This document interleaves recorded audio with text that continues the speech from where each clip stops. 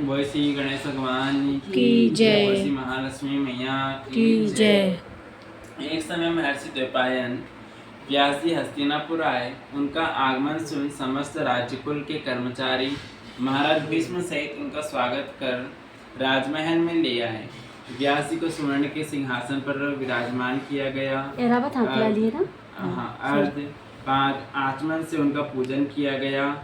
व्यास जी के स्वस्थ चित्त होने पर राजरानी गांधारी ने महर्षि व्यास जी से हाथ जोड़कर प्रश्न किया कि महाराज, आप त्रिकाल यज्ञ है, आप तत्वदर्शी है, आपसे हमारी प्रार्थना है कि स्त्रियों को कोई ऐसा व्रत व सरल पूजन बताइए जिससे हमारी राज्य लक्ष्मी, सुख, पुत्र पौत्र परिवार सदा सुखी रहे। इतना सुनकर व्यास जी ने कहा कि हम ऐसे व्रत पूजन का उल्लेख कर रहे हैं जिससे सदा लक्ष्मी जी स्थिर होकर सुख प्रदान करेगी।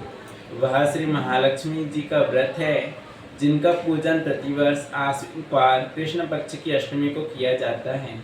तब राजरानी गांधारी ने कहा, महात्मन, वह व्रत कैसे आरंभ होता है, किस विधान से पूजन होता है, यह विस्तार से बताने का कष्ट करें। तब महर्षि जी ने कहा कि यह व्रत भाद्रपद की शुक्ल पक्ष की अष्टमी के दिन सुबह व्रत का मन में संकल्प कर किसी जलाशय में जाकर स्नान कर स्वच्छ कपड़े पहनकर ताजी दुर्वा से महालक्ष्मी जी को जल का तर्पण देकर प्रणाम करना चाहिए।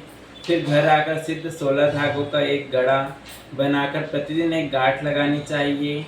इस प्रकार 16 दिन तक 16 गांठ का एक गड़ा तैयार कर आश्विन माह की कृष्ण पक्ष की अष्टमी को व्रत रखकर मंडप बनाकर चंदावा तानकर उसके नीचे माटी के हाथी पर महालक्ष्मी की मूर्ति स्थापित कर तरह तरह की पुष्प मालाओं से माँ लक्ष्मी जी व हाथी का पूजन करके स्वादिष्ट पकवान का नैवेद्य समर्पण करें। और श्रद्धा सहित महालक्ष्मी व्रत करने से आप लोगों की राज्य लक्ष्मी सदा स्थिर रहेगी। ऐसा विधान बताकर व्यास जी अपने आश्रम को प्रस्थान कर गए। इधर समय अनुसार भाद्रपद मास की शुक्ल पक्ष की अष्टमी से समस्त राजघरानों की रानियों ने व नगर की स्त्रियों ने श्री महालक्ष्मी का व्रत आरंभ कर दिया। बहुत सी नारी गांधारी के साथ व्रत का साथ देने लगी।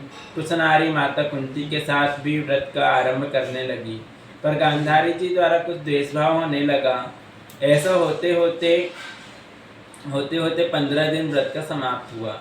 जब 16वां दिन आश्विन कृष्ण पक्ष की अष्टमी का आया, उस दिन प्रातः काल से नर नारियों ने उत्सव मनाना आरंभ कर दिया और समस्त नर नारी राजमहल में गांधारी जी के यहाँ उपस्थित हो तरह तरह से महालक्ष्मी जी के मंडप व माटी के हाथी बनाने और सजाने की बड़ी तैयारी करने लगे। गांधारी जी ने नगर की सभी प्रतिष्ठित नारियों को बुलाने को सेवक भेजे, पर माता कुंती को नहीं बुलाया गया। सूचना भी नहीं भेजी गई।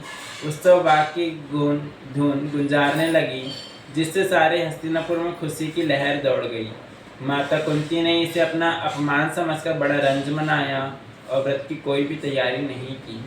इतने में महाराज युधिष्ठिर, अर्जुन, भीमसेन, नकुल, सहदेव सहित 5 पांडव उपस्थित हो गए। तो अपनी माता को गंभीर देख अर्जुन ने प्रार्थना की, माता, आप इतनी दुखी क्यों हो? तब माता कुंती ने कहा, बेटा, जाति अपमान से बढ़कर कोई दुख नहीं है। आज नगर में श्री महालक्ष्मी व्रत उत्सव में रानी गांधारी